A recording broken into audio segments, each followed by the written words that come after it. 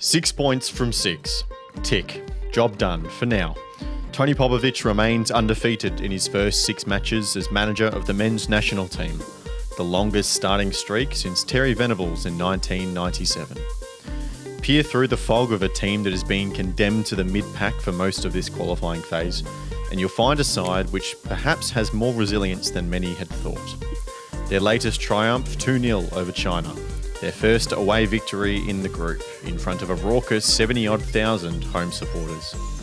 The atmosphere, tension, stakes, massive, and the Socceroos held firm. Additions to both the tallies of Jackson Irvine and Nishan Velupillay in the first half led to a poperistically mature second, closing out a pivotal match away from home. 3 points and healthy goal difference now separates us from Saudi Arabia, who were held by Japan, meaning qualification is all so close. Domestically, however, we are met with more disappointment as Perry Park will not host football in the 2032 Brisbane Olympic Games. Test cricket will return to Brisbane though, with a new stadium in Victoria Park. Rejoice, the Brisbane Lions get a new home. Even the NRL is scraping around for legacy plays. I don't have to point out the irony of the Olympic sport list, but exactly where should we be pointing the finger? Hope is not all gone for some reasonable impact with Perry Park, but we've seen this story before. Mile Stejovski will be entrusted with the next rebuild in MacArthur as we turn our eyes to the run home in the A-League.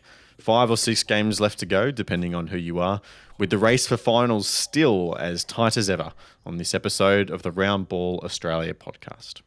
My name is Lachlan Avil. Joining me tonight, Christian Montegan. Christian, how did you enjoy your international break?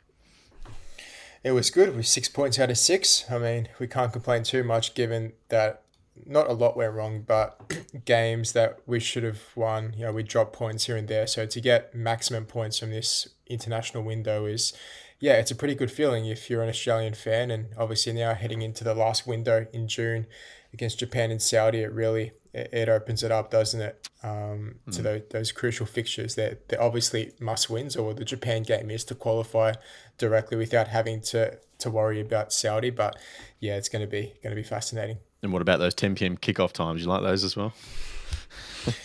I admit I watched the first half and then I fell asleep on the couch, dozed off, and then I had to go to bed. And then I woke up towards the end, saw it was still 2-0. And then I heard you guys say that the game sort of fizzled out, especially in that second half. So oh, cool, I didn't miss much. So pretty good game to fall asleep on, I guess. Yes, it was a very characteristic Popovic performance in the second half. Jacob Stevens, hello to you.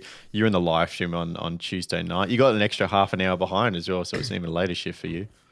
Yeah, well, I mean, it's always good fun doing these live streams because you guys are going on about, it's past midnight, and I'm like, not yet for me, but it's always good fun having a chat with everybody and watching the games. It makes it a bit better than just watching it alone, and just complaining in the group chat, doing it together. And it's always good fun. And 6 points from 6 is exactly what we needed and what we asked for, and that's what we got. So yeah, pretty good performances all around. And Paletti, hello to you as well. It feels like there's so much going on with the Socceroos at the moment in the national team. When we come back and now we turn our eyes to the A-League, it's honestly like hard to kind of remember where we left off because there's just been so much going on. Well, I mean, given that I have to keep across both leagues on a regular basis, both the A-League men and the A-League women, who didn't have an international break this week, very much it makes it even harder at different points. And I've also got to keep an eye on national teams, and the next women's international window is going to be even harder because I've got to keep across both the domestic game and the Matildas games and the A-League men's. Madness, chaotic, but I wouldn't have it any other way. Too much football is never enough football. Just before we get into the episode as well, quick little plug. The shirts, you'll see me wearing it if you're watching the video. Only a few more days for orders on those ones. Thank you to everyone who's bought one so far. We really appreciate your support. Only $65, and there's a little code, Ramball10 for 10% off as well. But we'll get stuck into Socceroos chat. 6 points from 6. Finally, in a window in this phase of qualification.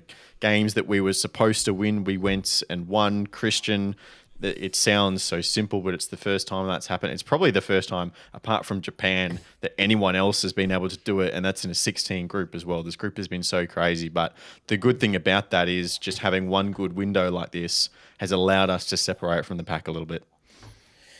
Yeah, definitely, and it provides that extra bit of belief and confidence now because Popovic was going on about, the first, 4 games it was before this window, that his role basically was to get the group that he knows to get results right. And now you're seeing that he's getting the same sort of plays in. He's got the group to understand a bit more of what he requires out of them. And you're seeing that on the pitch, right? I thought the China game was a really composed performance throughout. That second half was mature. I thought like it just resembled a lot of Popovic and what he wants to do, right? His identity and what he wants to do. So I think from that standpoint, it's really positive heading into this last window of qualifying. And obviously, the more time you have with this group for Popovic, the better understanding you're going to have with the players. The chemistry is going to be better. And to put in someone like Ryan Teague and give him a debut and for him to perform in the way he did surely says a lot about Popovic's coaching, right? That he is willing to take those risks, even though we say he does rely on the experience to put someone in, albeit they work together, obviously, at victory as late as last season. It shows his coaching ability and the qualities he has as a coach. And, for anyone doubting Popovic, they probably have to second guess after this international window. Put 5 goals past Indonesia and then keeping a clean sheet away from home to China in front of 70,000 fans. It's no easy feat. So from that outlook, I think Australia can be pretty positive heading into the Japan game. I think more than anything, Jacob, Australian fans walk away quite satisfied with just the way that the team went away, clearly had a plan, did what they needed to do, did it well, were extremely professional about the task that they had in front of them.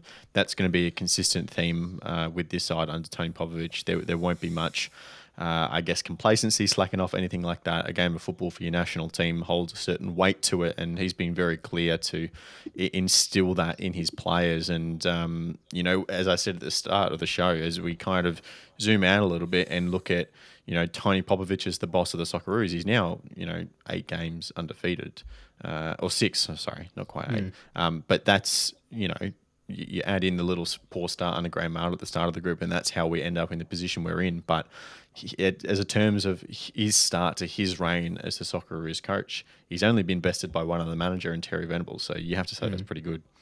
Yeah, it's been a great start, and there's been a lot of criticism about him and his selections and things like that. But when you're getting results and you're doing the job, and it's pretty comfortable most of the time, right? Like especially in this window, it didn't really feel they maybe didn't play the best football or the most attractive football of all time, but to get those wins, a massive 5-1 thumping over Indonesia, as you should, and then to go away to China, which is never easy, and it's one of those games that historically everybody would have been incredibly nervous, and everyone was nervous heading into it in the fan base, but the performance that they put out was really, really good. And like you said, I think that's going to be a hallmark of his sides moving forwards, is that they're going to have that confidence and belief in themselves to get the job done against teams that they believe that they can do the job against. And I think that that's perhaps a stark shift from what it was always or has been for a while of being trying to play as the underdogs even when maybe you shouldn't, and that coming back to bite you because you play down to your opponents a little bit. So no, it's good to see them take the initiative and come out with these strong game plans and these really, really good, the squad picks, Nishan Velupale, sort of a bit of a wild card, but he comes in, he gets those 2 goals, he has a massive impact in both games. It's a smart pick. Obviously, with hindsight, you can say that, but it was a smart pick. It worked out well. So, if this is the sort of stuff that we can expect to see moving forwards, I think it's a really good sign. And I think we spoke a little bit about it on the live stream, but it does sort of seem like there's a project and a vision moving forwards now, to be able to keep pushing this side beyond just let's make the World Cup. It's let's make a run at the World Cup, and really looking forwards to that. So yeah, it's awesome to see, and a great start for Popovic. He's done an incredible job coming in with sort of the mess that he had and being in a position where he essentially has to get a result every game to be able to qualify, and he's doing it so far. And obviously a very tough window coming up, games against Japan and Saudi Arabia, and we've all been saying that Saudi Arabia game is going to be the big one, but he's got the job done so far. And while they might be a little bit more nervy and tougher opposition than the side has faced, I think that that there's no reason why, given what we've seen already, they can't at least go out there and put out a good performance. Paletti, we saw a number of individuals really stand up as well. Just before we look forward into the next window, Ryan Teague, that Christian mentioned, coming in, starting debut, looked like he was a veteran of the team, right? And he kind of has that demeanour about him. He always feels, at least he's portraying on the outside, so composed, so calm, so ready for any opportunity or adversity that comes his way.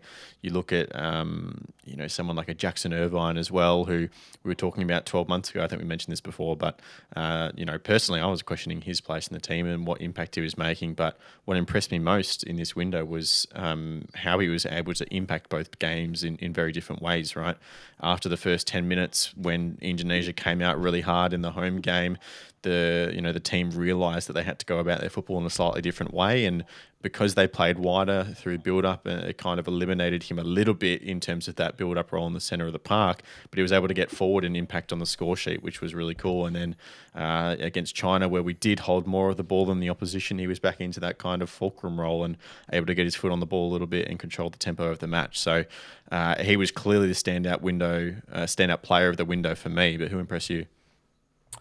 I think I'll start by saying that in this essay of why Jackson Irvine is the new Timmy Cahill, I will be discussing the following points. I think for me, I don't think anyone stood out as impressing me. I think what impressed me the most was just how cohesive they all looked as a unit. I think there were several changes from the last camp under Popovic, some injury, some otherwise.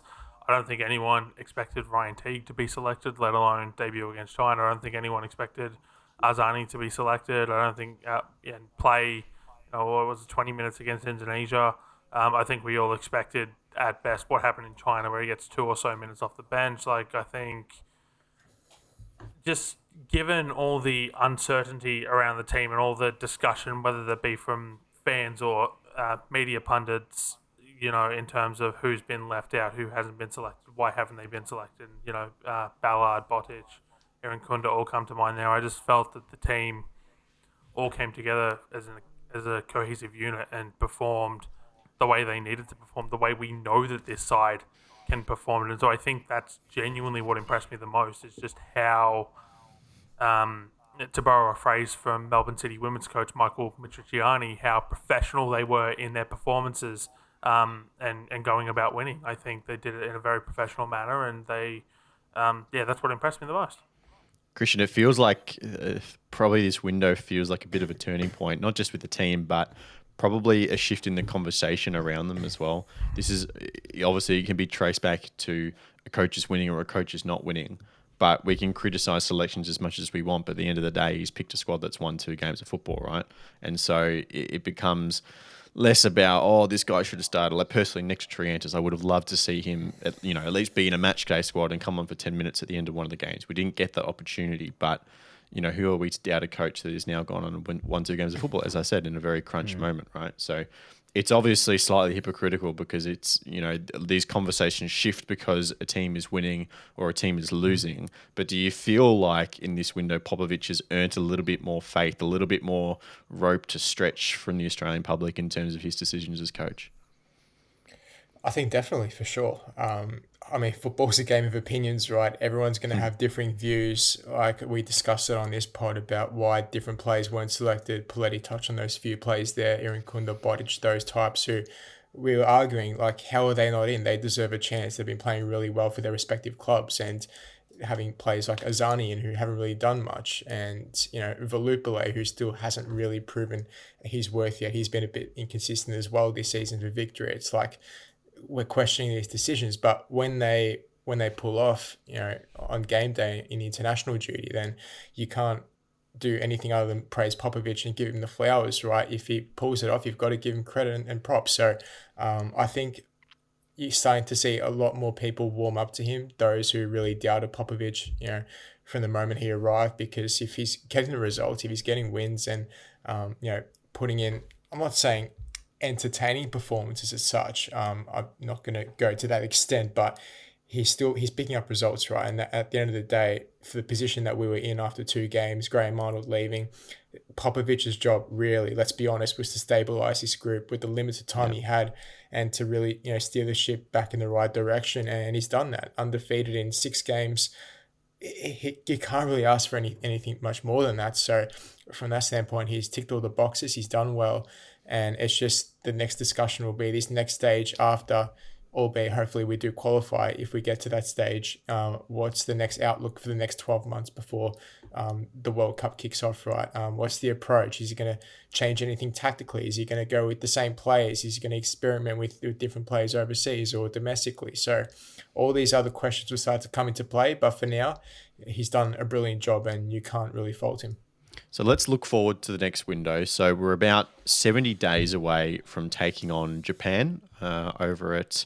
Oh, it is Optus Stadium, right? Not HBF. It's Optus Stadium. Yeah. So, look, I don't know. Do the games get played at the same time in this final window? I'm not sure if they'll have a staggered start because the results... It'll only be for the last match day when we play Saudi Arabia. Just the last one, the games will be, So, yes, because the result between Saudi Arabia and Bahrain will determine if we can qualify automatically or not for a win in that Japan game. So, Saudi Arabia essentially have to, stay in touch with us because we have that 3 points and significant goal difference. So, if we won against Japan, Jacob, that would pretty much be it. Even if Saudi Arabia win and then beat us on the final day, there is still a large goal difference gap to catch up on. Obviously, that's a big if, and Bahrain did beat Saudi Arabia in the reverse fixture, so there's lots of question marks flying around. We've always notoriously struggled. We lost against Japan at home in the last qualifying cycle, so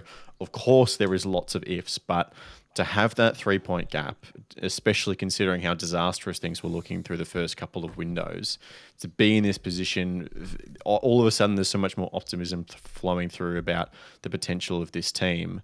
And it is 2 tough games to finish it off, but there does feel like there's a real belief that this team can go and do it.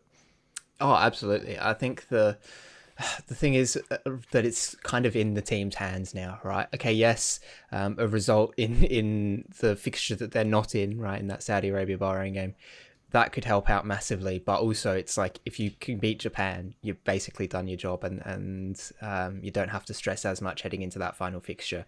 It's entirely in their own hands now, their destiny. So that comes obviously with a lot of pressure to put in the performance and make sure you don't make those mistakes. But it's a lot better than relying on other teams to do the job for you, which is kind of what we have seen in the past from the Socceroos. So I think that that's going to be a huge thing as well, knowing that they've done the job well so far, and all they need to do is just keep doing the same stuff, right? Playing well, playing as a team, like Paletti pointed out, playing cohesively, all the same system. They all understand each other. They're covering for each other's mistakes.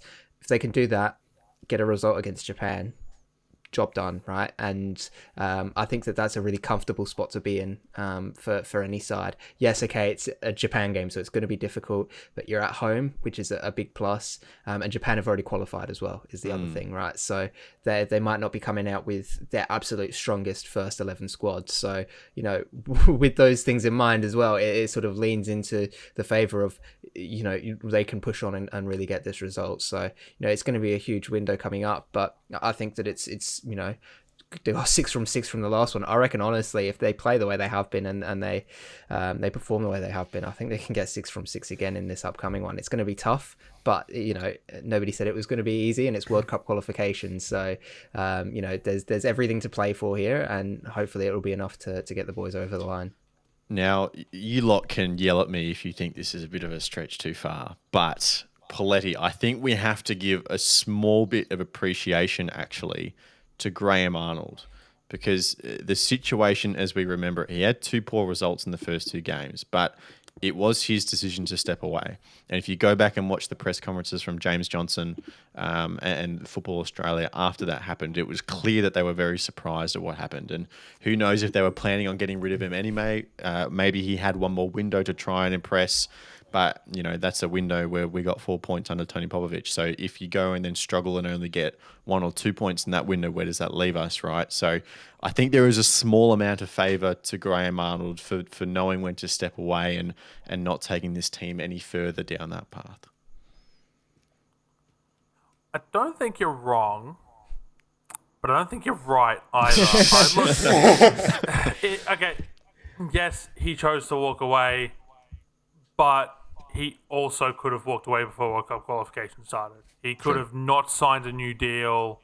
What was it, after the 2022 World Cup? He could have not signed a new deal. He could have walked away after the Asian Cup before the World Cup qualification cycle started. Like, he could have just, I don't want to say go out on top, because it's hard to go out on top after you have such a disastrous Asian Cup campaign, but walked away and then given the FA time to find someone, and they may have ended up with Tony Popovic anyway. They may not have. I mean, but he didn't know that at that point, though, because he admitted after that Indonesia game that in his gut, he had that gut feeling that this wasn't right for me. So I'm pretty sure if he had that feeling before the qualifier started, he might have had a different approach. Maybe he would have stepped away. So I have a bit of sympathy for him there. Yeah, no, and I'm not saying you're wrong. And to be fair, for the FA, they've made the absolute best out of this situation. Not to throw slight at the FA here, but I mean we've seen what they've done with one national team when they've had months and months to find a coach. Maybe the fact that they had 2 odd weeks at best to find a coach might have actually worked in their favour. If only there was some sort of important internationals that happened after the Olympics. Who knows where the Matildas would be right now? But I digress. Like I said, I think you're right. I don't think you're wrong, but I don't think you're right either. I think it's somewhere in the middle. Interesting. Christian, how do you reflect, just finally on the Socceroos, on Tony Popovic's appointment overall? Because I think particularly you and I, as people who watch a lot of Melbourne Victory, I look back on my reaction to the news and I think, okay, there's probably a little bit of recency bias going on. I was probably I was always very thinking about like what he'd done in his last 6 months as a Victory coach, right? There was a period where they couldn't score any goals. It was quite unattractive football at the time. But when you do consider his record overall, and he's carried that through into the Socceroos so far, always been a team that is pretty much 80% of the time there or thereabouts, and always very competitive and very professional. And it's really hard to argue against disappointment 6 months down the track. Yeah, I mean, when I first heard the news, to be honest, I wasn't really against it because of the points I mentioned before. Like, he was here to stabilise the team. My concern was in the long term after the World Cup finish. Like, will Football Australia keep him on? And then from there, is he capable of taking this side to the next level, right, with the youth coming through? Can he integrate these youth players in? Because we've spoken about it, right? He loves to rely on the experience, and he's that type of coach, right? So is that going to be beneficial for us moving forward after the World Cup cycle? Like, long term, that's my worry. But for this qualification phase in particular, I think he definitely was the right man for the job, considering the candidates out there and such short notice. I think Football Australia did a great job, James Johnson, all of those guys behind the scenes, to pull it off. What does not surprise me? Well, it does in a way. I mean, how efficient the Socceroos have been in front of goal. Like, there's games where, like Indonesia, we struggled for the first 10 minutes, and then to put 5 away. China scored two goals in the first half. Like, most of these games, we struggle, right? We barely cling on like to 1-0. We draw games away from home. Like, we did draw 2-2 to Bahrain, but I mean, from memory, besides that, I think maybe Saudi Arabia as well, the Nil. And Saudi, true, at home. That was at Amy Park, I believe. But yeah, I think there are positive signs there in terms of, in front of goal, like I said, being more efficient, and it's taking less stress off fans, watching the games, thinking, oh God, where's this going to lead to? Whereas, it's more calm, it's more composed, it's more, you just get a better feeling when there's I'm watching a confidence, the show. right? It's like everybody's buying into it. I think that's one of the things is like listening to the players speak, is that they all seem to really be buying into it, and there's also seems to be a degree of autonomy between. A separation between players and coach in a good, healthy way, right? It's not like he's an overbearing, controlling coach or anything. The way that Jackson Irvine spoke after the Indonesia game was, well, the adjustments we made was all on the pitch, right? And then Tony, at half-time, he said, yep, good job, keep going with it, right? It's that sort of thing where you can leave and know that the players are going to be able to do the right thing on the pitch, but the players also know that the coach is going to be able to support them and back them and push them in the right direction. So I think they've struck a really nice balance here. I do kind of echo a bit of Christian's sentiments with long term, what's it going to look like for the side? But I think what Popovic has shown so far, at least, is that he is always looking ahead. He's not looking game by game, as it would be very easy to do in his situation. He's looking ahead to, right, we need to make sure that we're playing the best football we can, the best systems we can, so that we can get results for this whole window, not just for each game. So I think that, it's been really positive start to things so far. All right, very nice. We'll put the Socceroos on ice for another couple of months now. Those games in early June, I believe it is. Japan, of course, in Perth, and then Saudi Arabia away from home. Absolutely massive. Can't understate that. Let's bring it back to Australia. Of course, on Tuesday, it was Queensland revealed their 2032 delivery plan for the infrastructure for the 32 Olympic Games. Unfortunately, football will not be played at Perry Park as many had hoped. The football tournament will instead be going to regional centres in Cairns and Townsville. The 17 to 20,000 seat renovation or creation of some Tier 2 stadium in Brisbane, as requested by Football Australia, Football Queensland and the Brisbane Roar and many others, appears as if it won't be happening. Now, the report does, quote, recommends the allocation of additional funding to enable upgrades to key games training facilities with a particular focus on Perry Park and Cusack.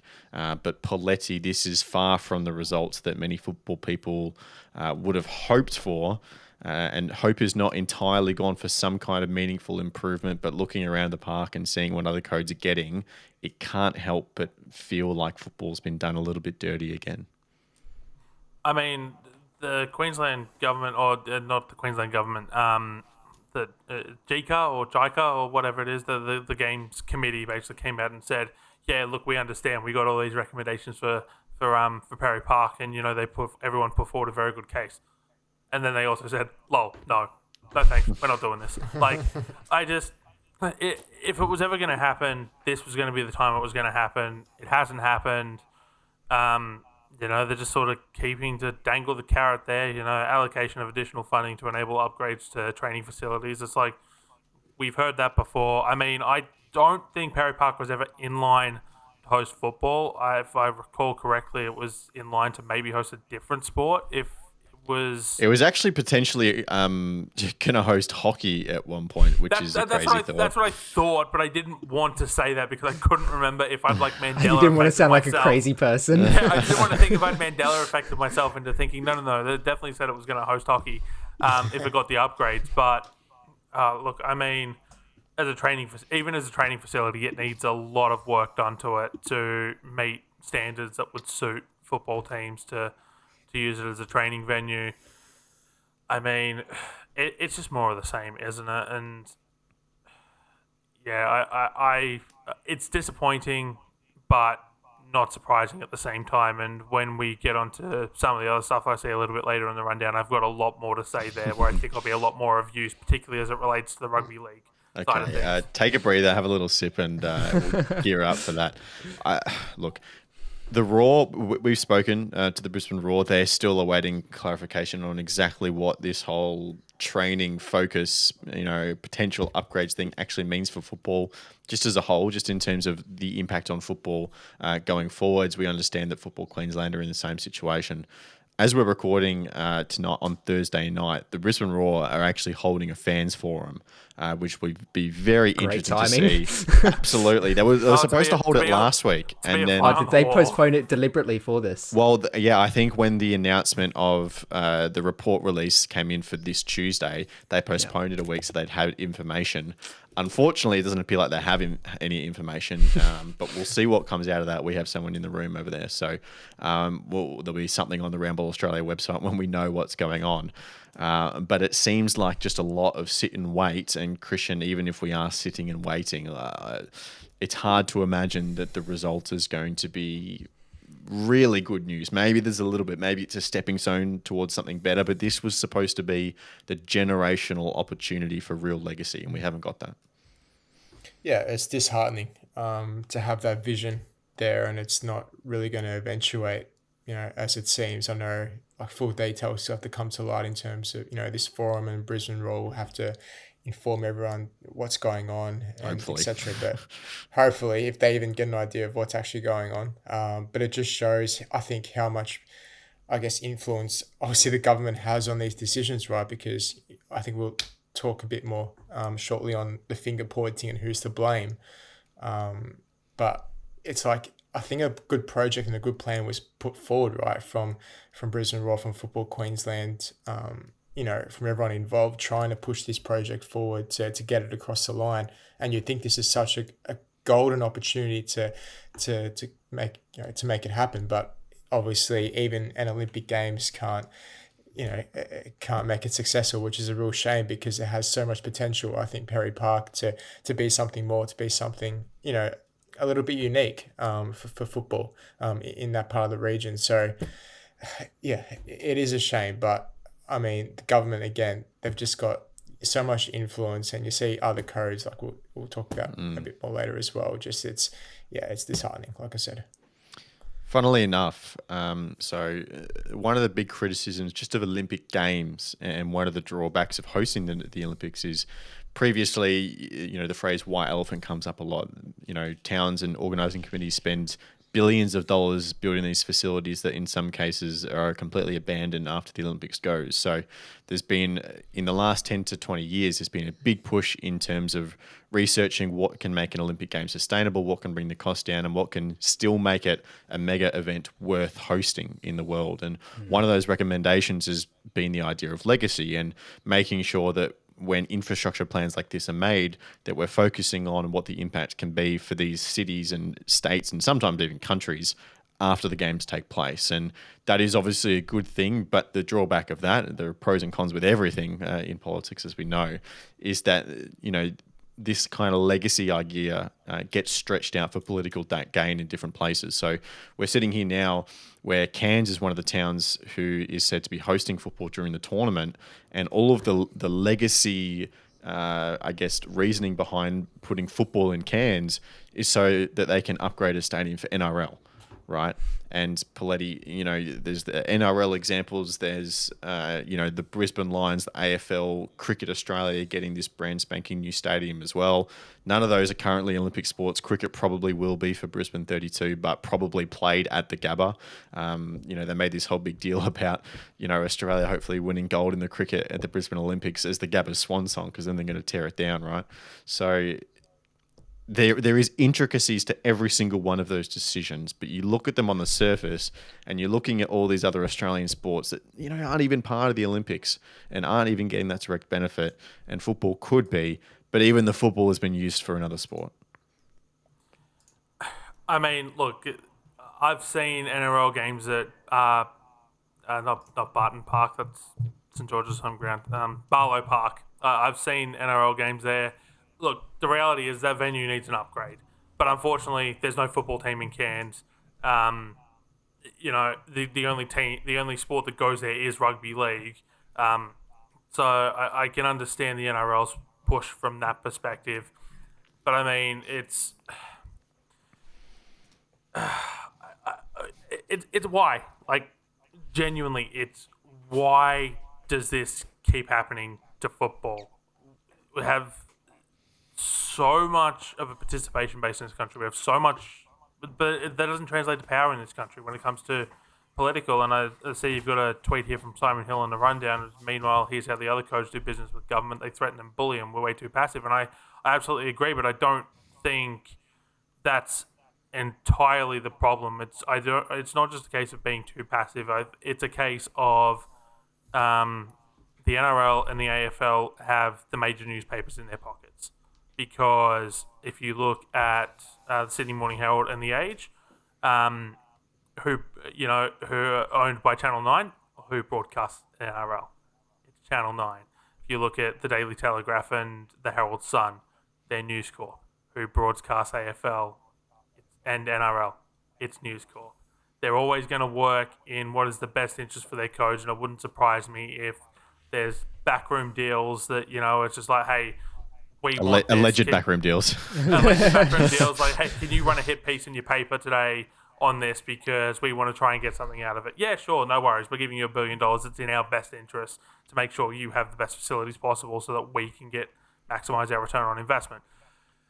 It's asinine. It's ridiculous. It is insane that this just continues to happen. And I genuinely think until someone like a 9 or a 7 has a vested interest in the success of football in this country, this is going to keep on happening, right? Because the News Corp's done. Like, it's never going back to Foxtel. You can forget about that, right? Like, I know... Well, News Corp won't be Foxtel soon, right? No, it won't be, but you understand my point, right?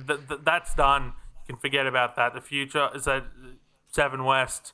I mean, we remember the NSL days. Nobody screws soccer like 7, right? So whether that's changed in the last 20 years, who knows? But I mean, there was a chance for the A-Leagues to go with Channel 9 and Stan at the start of before the Paramount deal started. In hindsight, maybe that might have been the better long-term play, I think. I know you're getting... Like that can be an entire podcast episode in itself. And maybe that's one for the off-season.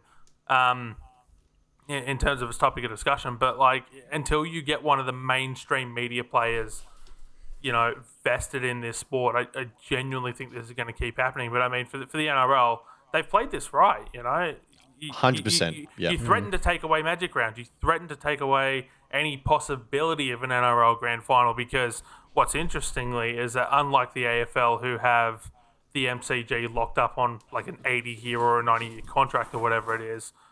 Basically, we'll all be dead by the time that contract runs out. That's all I'm saying.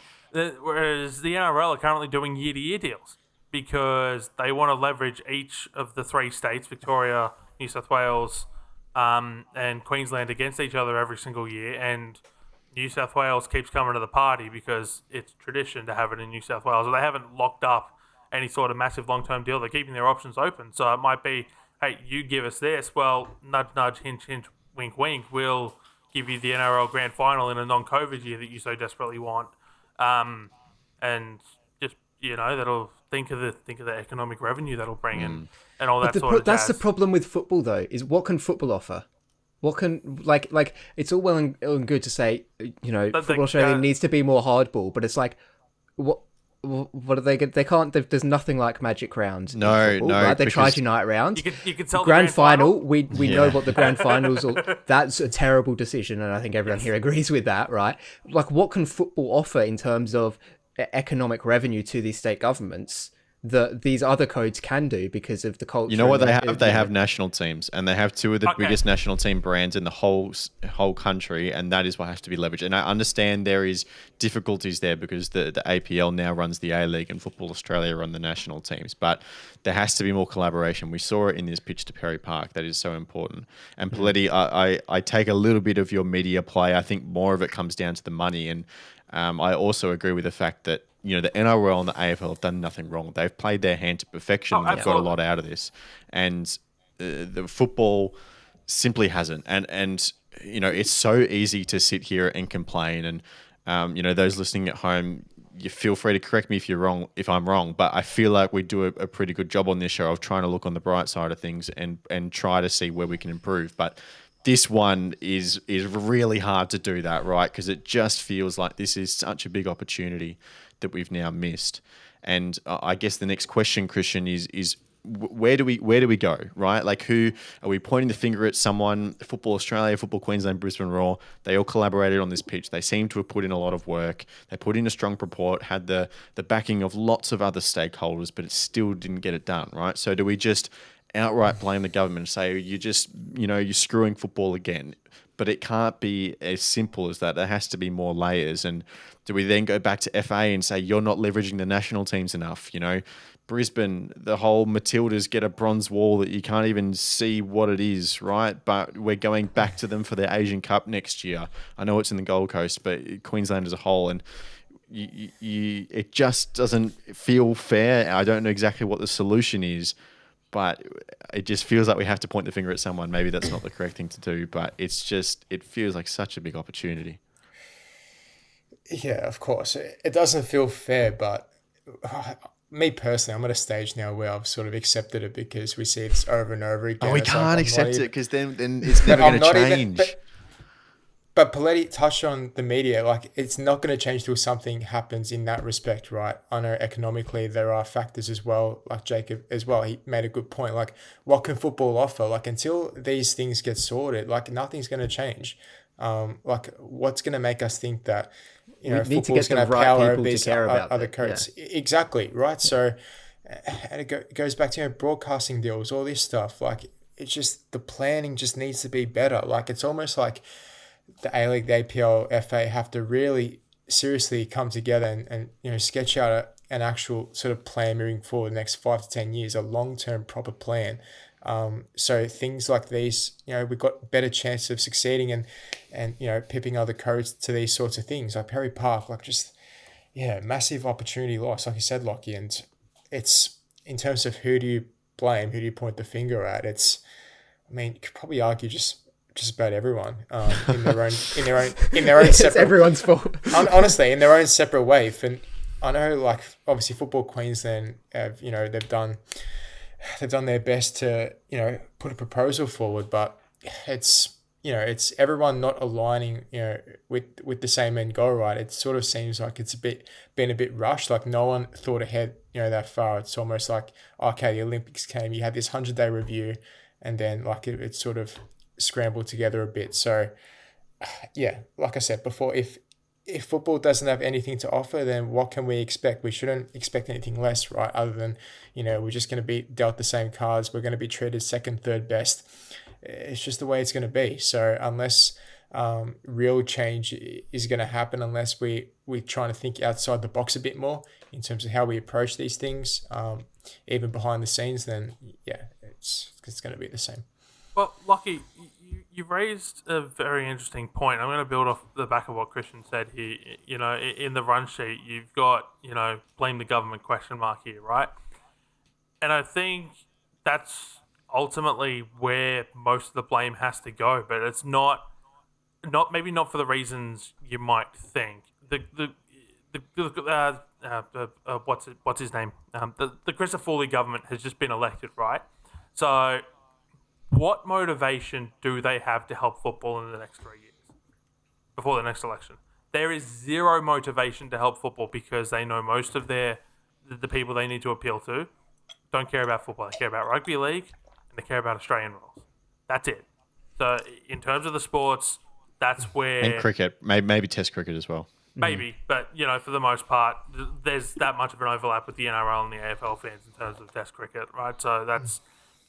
They have no motivation to help football for the next 3 years. And then maybe if it's like, tight election, okay, let's see if we can get some football people on side.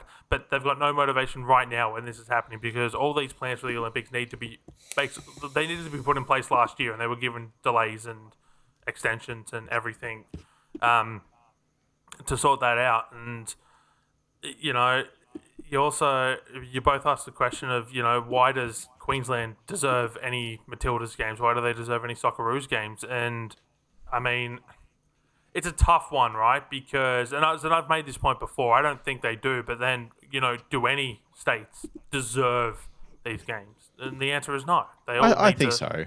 No. I think they need to earn the right to host these games. But at the end of the day, we know money talks. If the FA has an international window coming up and only one state is interested in hosting games in that international window, well... I don't think that's the situation we're in, though. We look at South Australia and how hard they were pushing for Socceroos and Matildas games. They haven't had their fair share in recent years.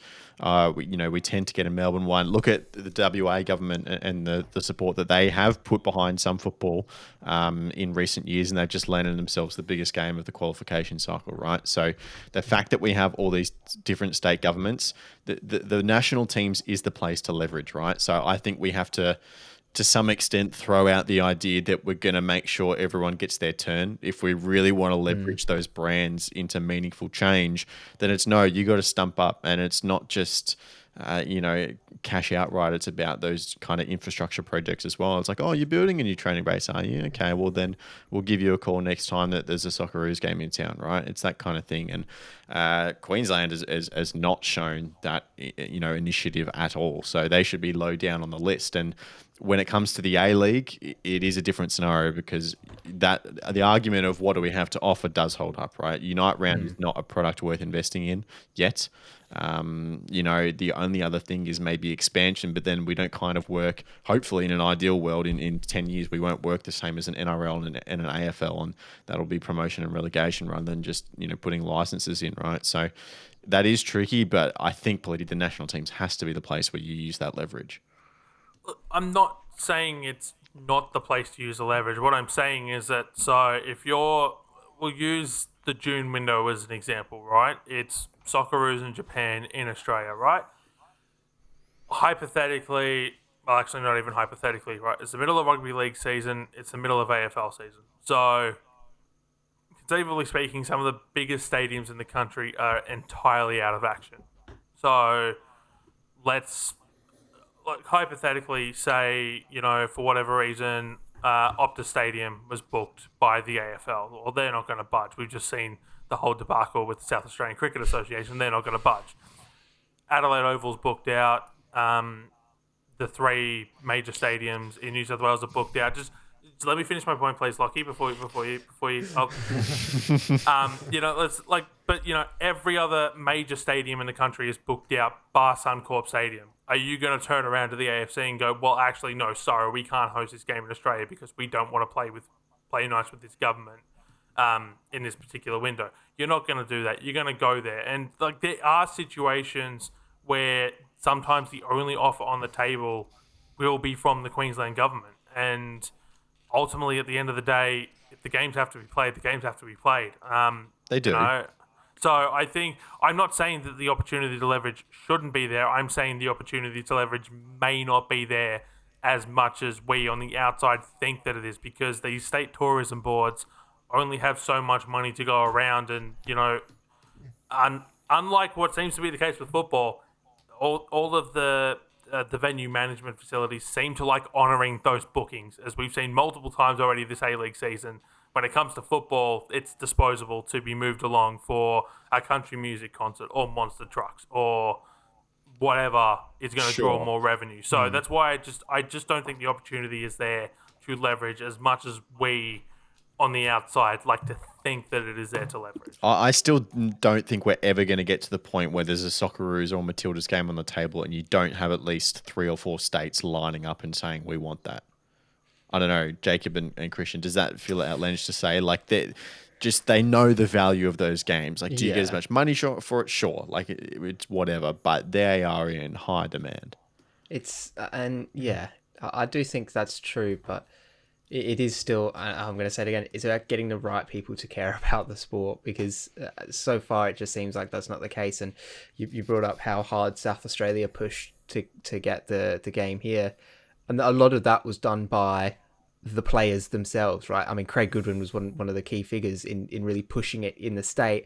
Everyone bought into that, and it works its way up to the Premier, who then has no choice but to go, yep, okay, we're going to back this and go for it here, because everybody wants it. I think it's about that. It's about really combining and almost sort of forcing their hands a little bit in a way. Like you mentioned, Lockie, massive participation rates in Australia for football. It's ridiculous compared to then what we see at the top end in attendances in the A-League and things like that, right? You think, how do these not correlate? But there is such a big base for football here that I think just needs to be harnessed properly, and I don't know if that's quite been done yet to a great extent, where people have really, and it kind of goes to a point Christian made earlier as well about people uniting in a shared vision for things. And the path forwards, it's going to rely a lot on us all, I think, sort of there will be compromises will have to be made for things, but I think that there needs to also be an understanding of what the ultimate goal is, because as it is at the moment, it's a lot of small things and individual projects and things like that. Like Perry Park has been a long time, right, of a lot of discussions and a lot of back and forth and things like that, but it's one project in the grand scheme of things. What does that mean to the entirety of the building blocks of football in Australia, right? Like, how do we really combine this into a proper push for recognition, for funding, for everything that we've been asking for years and years and years?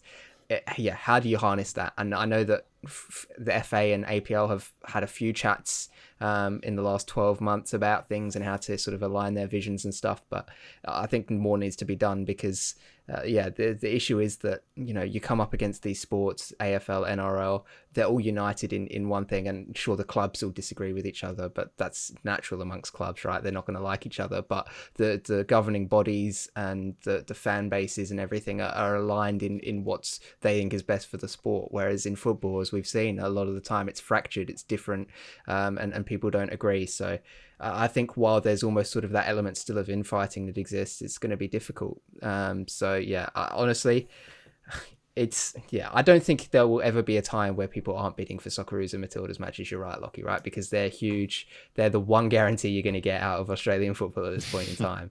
It's about how we harness the community that we do have and all the people that care and play and participate and enjoy this sport. How do we get them united behind something? Because at the moment, it's just kind of apathetic and fractured a little bit. Christian, anything burning before we move on from this one? I'm seething. I've got nothing else. I see honestly, like, sitting here now, just looking ahead to the future, like it's just hard, like, to stay optimistic and hopeful. Like you'll say, oh, you've got to stay positive. Something's got to change. Like, we all want it to change. It's like, how is it going to change? Like, are we actually capable of actually doing something different? That's my main worry. Otherwise, we're just going to keep saying the same thing, keep repeating. So, yeah, it's just frustrating, because at the very least, we can't even get this over the line. Like, what's that's going to say for future projects down the line? Like, it's, yeah. I can just imagine everyone listening to this who's over the age of 35 going, it's happening to them. They're getting it. They're figuring it out, which is not, I don't take any pleasure in saying that, but the irony is poignant. Let's go to the A-League. Paletti, Mile Stojovski has signed a contract extension at MacArthur, which seems like great news from the Bulls.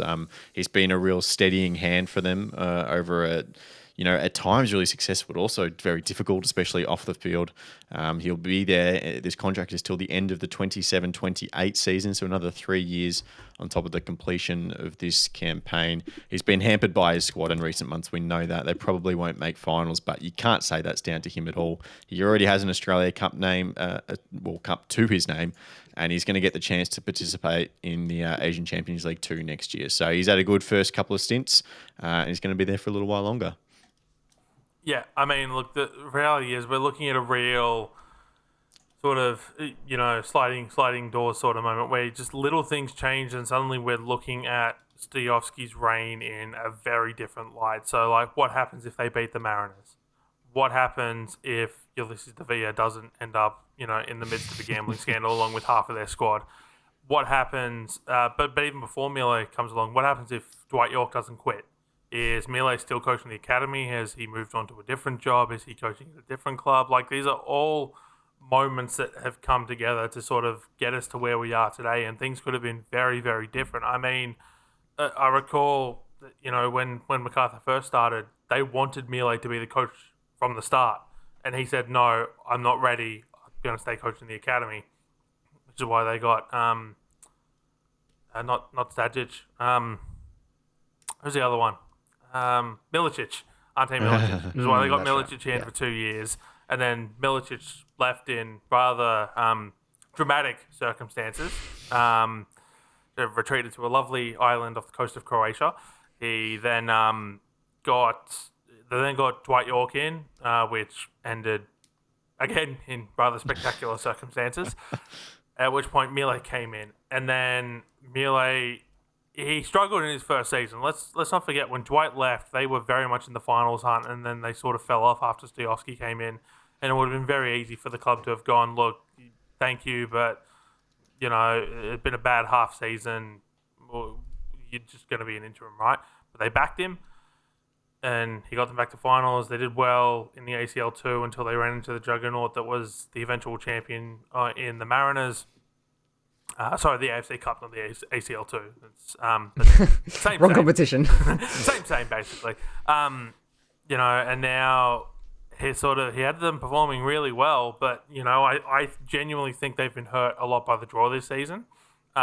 Which is part one, and then part two is they've lost half their squad in the last 2 months. We've talked about that ad nauseum. Any team in this league is going to struggle when it loses its star striker, its star winger, a defender, a midfielder. Like everyone's going to struggle. Like you rip the core of this side out. Like look at Adelaide as an example, Jacob. How much did they struggle when all their under-20s boys left? And MacArthur went through the same thing. It was Adelaide and MacArthur at the top of the list in terms of the amount of absences to the under-20s. So, I think Stioski's done an amazing job. He's been there since the team's inception. He's done well with the academy. The academy's had a few different coaches come and go, on that front. But overall, I think this is a great move for MacArthur. I think this is a great move for Stioski. And I think it's probably the best move. I think he's going to rebuild, which seems weird to say, but, when you sell half your squad, what other word? And the other half leave for different reasons. Like what other word can you use to describe it other than a rebuild, even if it is not a rebuild in the traditional sense? He's great at developing talent. He is. It wouldn't surprise me if when he has enough, if he has enough for coaching in the next couple of years, he just decides, okay, I've had my fill. It's not for me. If he moves, back into sort of the like a technical director role, a director of football operations or something like that, like a backroom role where he sort of oversees the development of the entire club. I'm not saying Stioski's going to get sick of coaching anytime soon. I have a feeling he'll take another job before he does that. But, I think he'll be just held in such high regards in MacArthur for a long time to come. So I think this is a perfect deal for the club and the coach and the players. I've never heard any player say a bad word about him. But Mile, the only thing I'll ask over the remaining length of this deal, can you show a little bit more emotion, please? It's very hard to write a story that's not just he said, the coach said, when your face just looks like. It's like the old days of Ernie Merrick, Riley McGree scoring that scorpion kick in, and he's just got his arms crossed just on the bench. Come on, Ernie, on your feet. That's all I want, Mile. Just a little bit more emotion. But congratulations, Mile. As I said, well-deserved deal. Yeah, well-deserved, absolutely. Now, there is some other news that is just breaking as we're recording this. So there's a report that's been filed in the Australian Financial Review entitled Top-Ranked A-League Club Western United Hits Financial Turbulence. It's written by Peter Kerr and Michael Bleby. I'm going to read you. We don't know too much about this, so I'm just going to read you an excerpt from the report. The future of Australia's top-ranked professional soccer team, which I don't know where they got top-ranked from, but anyway, is under a cloud with creditors attempting to wind up two companies that underpin Melbourne's Western United A-League club. Skip ahead a little bit. The financial future of the group became more clouded in the past week when wind-up applications were filed to the Australian Securities and Investments Commission for both the entity that runs the professional soccer team, WMG Football Club, and the related party that is planning the property development, WMG Holdings Co. The identity of those applying for the wind-up order was not clear on Thursday, but both entities have been issued with notices of default by creditors in the past 2 months. According to Creditor Watch, WMG Holdings has had a $50,000 bill outstanding to civil engineering company Lanco Group since September 2022, and Lanco filed a notice of default earlier this month. Commercial cleaning company Gravitas Commercial has been owed a little over $5,000 by WMG Football since September and filed a notice of default in February. Jacob, we're going to go to lawyer chat segment, unofficial, unqualified, whatever the asterisk we need to put on it. Look, $55,000. It feels kind of like in the realm of Perth Glory. it seems silly that $55,000 is a number they couldn't pay. They're paying a lot more than that to their players every single fortnight or whatever it is. But we never, again, we don't have all the information here, but we never like to see A-League clubs put in the same sentence as financial trouble. Yeah, it does seem silly, and it does seem like a small amount. And I don't want to be super pessimistic, but historically, it's these small things that are like, well, exactly that. Why haven't you paid it? Right? Either it's a mix-up and a mistake, and they just didn't know, which is strange for it to happen twice to two different clubs in the same league within 4 months of each other, or it's the fact that they're actually really tight for money at the moment and they actually can't afford to pay. I mean, one of the things that brought Rangers down one of the many times was they couldn't afford to pay face painters, right? It's like it's these little small things that are actually can sometimes be a big indicator of the situation that the clubs find themselves in. And the length that that first one has been outstanding for to the civil engineering group since 2022, that's not an insignificant amount of time. And exactly right, because they've paid millions of dollars to other people since then. It just seems odd. Yeah, exactly. So it does seem to maybe be a case of they did just forget, but you can't just forget, because that civil engineering group would have been onto them about paying that up. You don't just send an invoice off, forget about it for 3 years, and then go, hold on, we didn't get paid for that $50,000 job 3 years ago, Yeah. So, look, we don't know all the sides to the story, but it's certainly not a good look. And, hopefully it gets resolved. It does seem a little bit more serious at first glance than the Perth Glory one did, especially because Glory were quick to come out about, we're endeavoring to find out more about this, and then the next day it was, they've been sending all the bills to the wrong post office box, so we've not actually been getting them. Maybe it's a similar thing here, but hope for the best at the moment, because it doesn't look great. All right, we'll let that one sit as we learn more information. Let's look ahead to the weekend's action, do our weekend look. Haven't done this in a little while, it's a bit new. Another full boat on the podcast tonight, which means I'm just going to sit back and let the rest of the team do the talking. You didn't have to do any work. No, well, I'll run you through the fixtures briefly, right? So Saturday afternoon looks probably the big ones here. Sydney FC against Melbourne City. Sydney still kind of on the brink of finals, and I'm still at this point confident that they're going to sneak in, but every time that they just get a draw instead of a win or something like that, they still stay in touch, but the games left in the season to be able to bridge that gap becomes smaller. So if they lose this game, all of a sudden they're in a position where they probably have to win 4 or 5 of their last games to make finals, something like that. So crunch time for them. Obviously, you got the original rivalry on Saturday night is massive as well. I'm predicting that whoever loses this game misses out on finals between Melbourne Victory and Adelaide United just at the end of the season. It feels like they're the two teams, at least for me personally, that have the potential to drop out in place of Sydney FC. But we'll have to wait and see. Let's go to our burning question, and we'll start with you, Christian. Are the Wanderers actually the real deal? They've won 4 on the trot. They're in some really good form. Now playing away from home to the Phoenix. I mean, it's very difficult to look past the Wanderers' win here, but away from home, it's the only reason how I see the Phoenix getting points. I mentioned to you, in the predictions game. Other than that, I think the Wanderers have been really efficient, especially in front of goal. And I also mentioned that comeback against Victory from 2-0 down, surely that's going to give them a lot of confidence now moving forward. So yes, a bit of a banana skin game. Italiano can always pull something up from his sleeve, tactically to throw off the opposition, but they just haven't been at the races this season, unfortunately. So if the Wanderers do win this game, I think a lot more questions are going to be answered about how legitimate they are to contend with the likes of Auckland for the championship.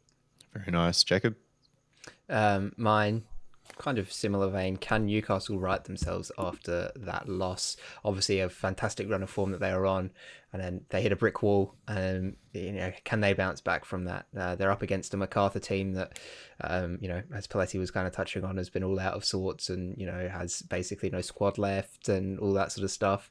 And there's a potential, it would require, an 8-goal swing at this point in time, but the potential for Newcastle to jump MacArthur as well with a win there. So, it's a big opportunity for them to right that ship again. And look, if they can right that ship as well, you can't put them entirely out of finals contention with how tight things are and the likelihood of teams dropping points moving forwards as they've done all season. So yeah, it'll be interesting to see what they can do to try and right themselves after a loss.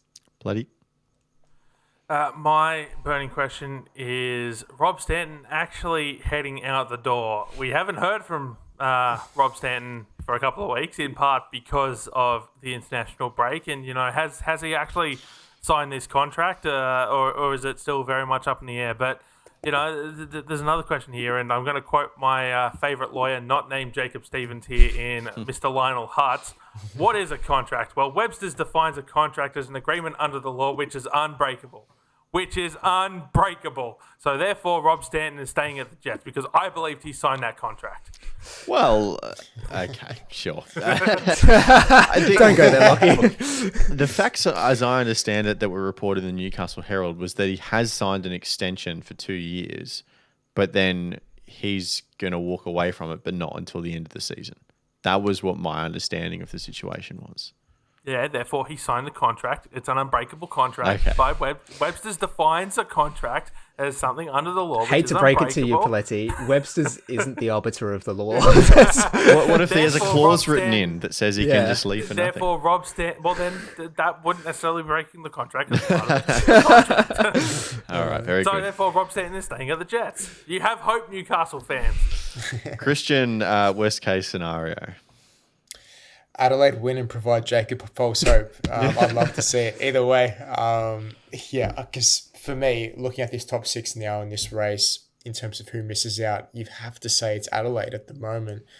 Defensively, just the shambles look all over the place, but we know they're capable of getting a win against the likes of a Victory. They have produced those great results and good performances. It's just towards this back end of the second half of the season, it's been a bit troublesome. They haven't been able to even string simple passes together. It's been a bit of a struggle.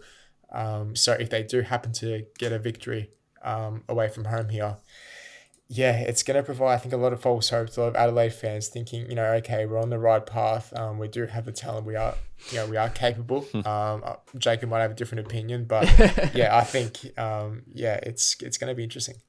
Jacob? I'll touch on that because I don't think it would give anybody false hope if Adelaide get the win. I think a lot of Adelaide fans would just be tremendously happy to get the double over the Victory. But my worst case scenario is that the Wanderers can't get a win against the Phoenix, kind of touching on what you were saying there at the start, Christian, of, they're in a really good run of form. They look like one of the better sides in the league at this point in time. If you were to do a power ranking, if you can't get a win against the Phoenix, then that's not a great look, because the Phoenix have been all at sea this season. So I think if they can't get those 3 points, then it's probably not a great look for the Wanderers. They've been taking the boat across the ditch, have they? Let's see. No. If it works, it works. Fully. My worst case scenario is that MacArthur and the Jets draw, and I say that because a draw would essentially rule both teams out of the finals race. So then we're left with 7 teams going into 6, which with 5 or 6 games to go, depending on again who which team you are, where you sit with the buys.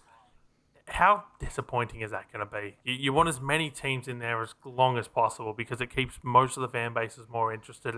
It's good for crowds. It's good for ratings. If we're looking at a situation where it's literally Sydney FC are the only team sitting outside of the top 7, sitting outside of the top 6, I should say, and they're only a point back and everyone else is, not mathematically ruled out, but essentially ruled out because they're 6 points back with 5 games to go. That's not exciting because that's so hard to chase down. I just want to see one of these teams win, right? This is clearly a loser goes home game, and if they draw, they're both losers. They both go home. I like it. Ping from distance, Christian, finish us off. I've got no reason at all why I've chosen this, but Brisbane to take points off Auckland. I've just got a sneaky suspicion that they're just going to pull something out of the bag. Keep the premiership alive.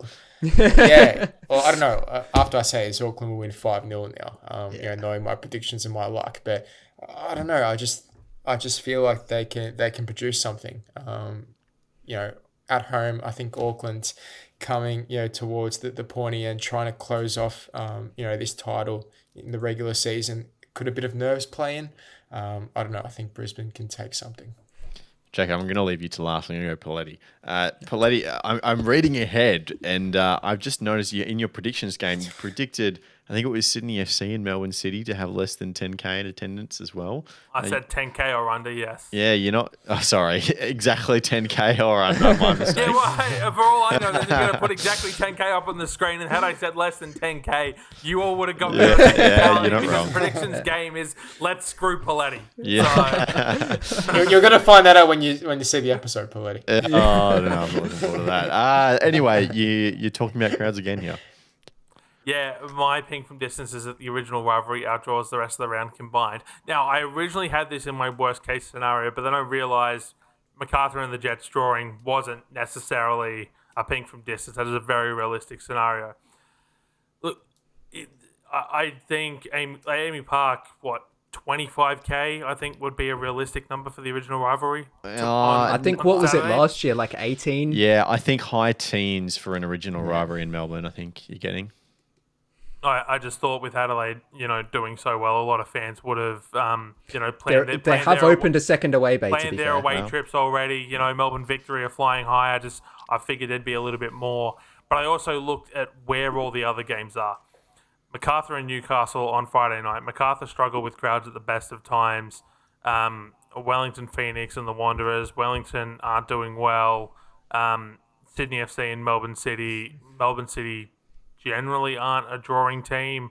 Central Coast Mariners at home, who are doing really poorly. Brisbane Roar, well, we know their crowd struggles, but I want to emphasise that as well with the fact that it is expected to rain most of the weekend on the East Coast, and we know what happens to crowd numbers when it rains.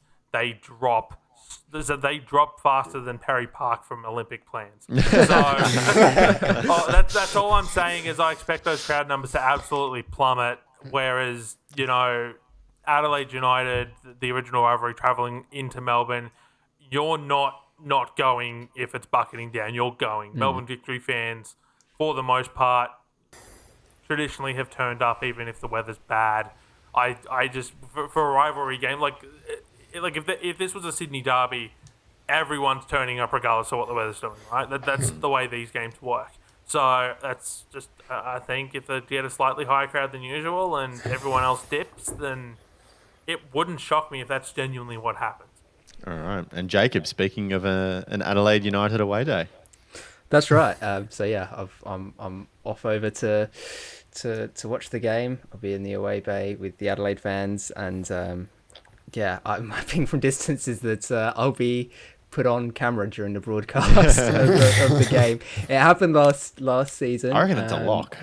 You reckon it's a lock? Yeah, I reckon they love getting the away bay in at Amy Park. They do. It depends where I managed to end up, though. I managed to weasel my way to the front last year, which was a massive help because there was no way to not get me in it. But this year, yeah, it's going to be, by all accounts, a massive turnout from the Adelaide fans. Like I said, they've opened up a second away bay for it, so that's always a promising sign because it's been years since that's happened for an Adelaide away in Melbourne. So, yeah, look, it's possible. I think it would be great fun again, and I can update my my little icon that I've got on one of our group chats, which is a pixelated picture of me from the last time this happened. But no, yeah, that's my ping from distance. I'll end up on camera during the broadcast. I love it. And Jacob, perhaps more excitingly, both teams are wearing their traditional home kits for this clash. How good is that?